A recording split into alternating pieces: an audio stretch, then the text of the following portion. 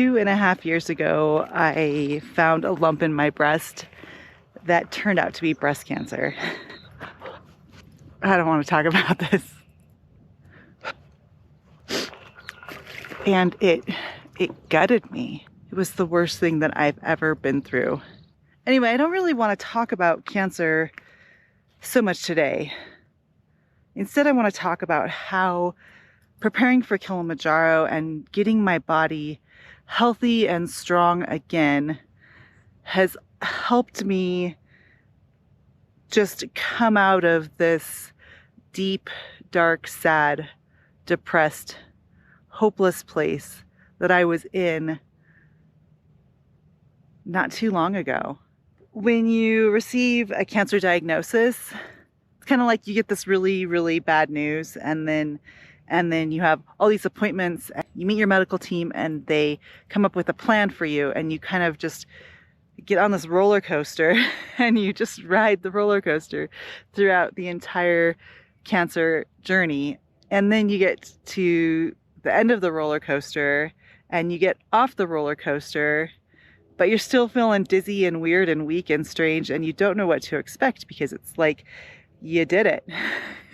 You went through treatment, you rang the bell at the end, you did all the hard things. It was painful, miserable, uncomfortable, terrible, horrible.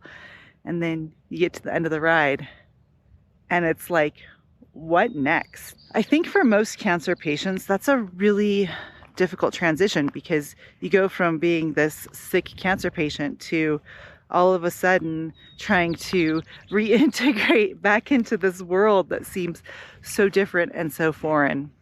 And when I finished treatment in July of 2022, I felt lonely, I felt depressed, I was sad, and I couldn't figure out why I was so depressed because I thought, I did it.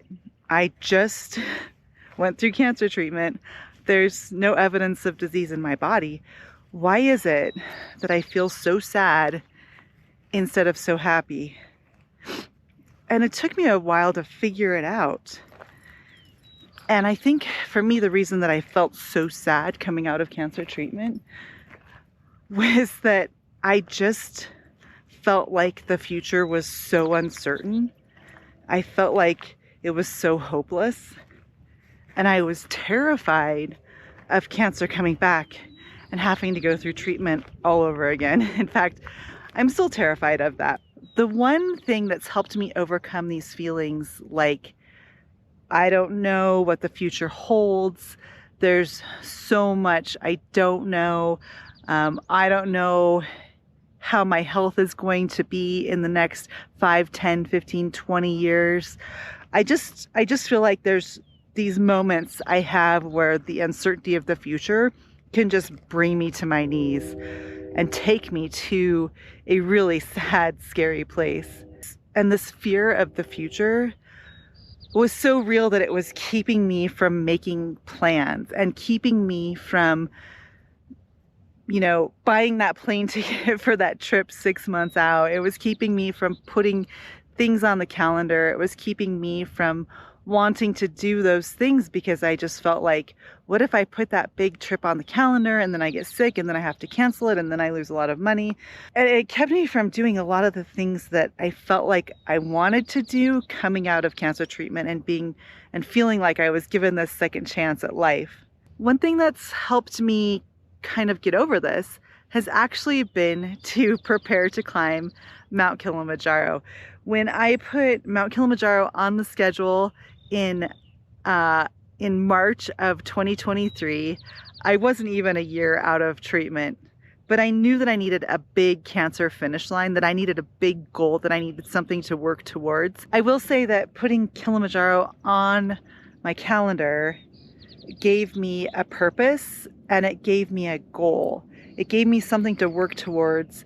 It gave me a reason to get out of bed every single day and come out to beautiful spaces like this to train my body and my mind to prepare for this expedition. I don't know what the future holds, but all this time spent walking out here in nature has taught me that I don't need to be afraid of whatever comes next. It's taught me that I'm strong enough to deal with it.